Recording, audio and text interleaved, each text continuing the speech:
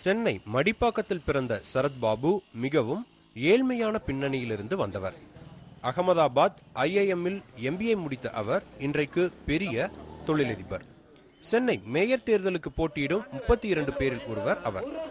தான் மேயரானால் சென்னையில் ஓடும் ஆட்டோக்களுக்கு கால் சென்டர் அமைத்து தருவேன் போன்ற வாக்குறுதிகளை அவர் தருகிறார். ஃபேஸ்புக், இமெயில் மூலமாக அவர் 5 லட்சம் பேரை சென்றடைய முயற்சிக்கிறார்.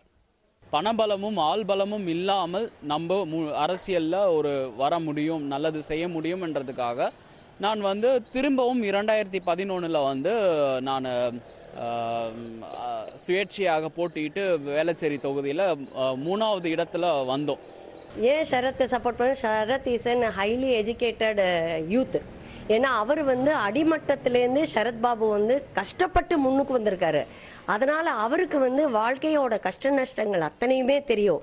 இந்த மாதிரி இருக்கிறவங்களை தேர்ந்தெடுத்தாங்கன்னா சாதாரண ஜனங்களோட கஷ்டங்களை புரிஞ்சுக்கிட்டு மக்களுக்கு நல்லது செய்வாருங்கிற நம்பிக்கை இருக்கு. சென்னை மாநகராட்சிக்குட்பட்ட கொட்டிவாக்கம் வார்டு கவுன்சிலர் பதவிக்கு போட்டியிடுகிறார் அமெரிக்காவில் பொறியியலில் MS பட்டம் பெற்ற ராஜ் செருபால்.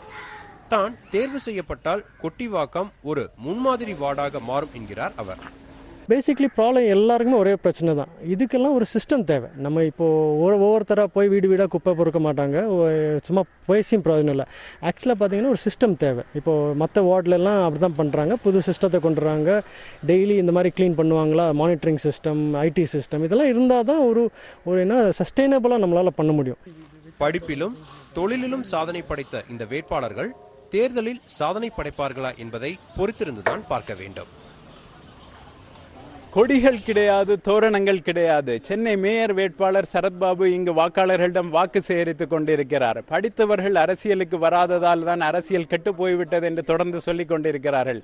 அதை மாற்றவே தான் களமிறங்கி இருப்பதாக சொல்கிறார் சரத்பாபு. இவரை போன்ற பல வேட்பாளர்கள் இந்த உள்ளாட்சி தேர்தலில் களம் காணுகிறார்கள். புதிய தலைமுறை செய்திகளுக்காக ஒளிப்பதிவாளர் லெனினுடன் பீர் முகமது.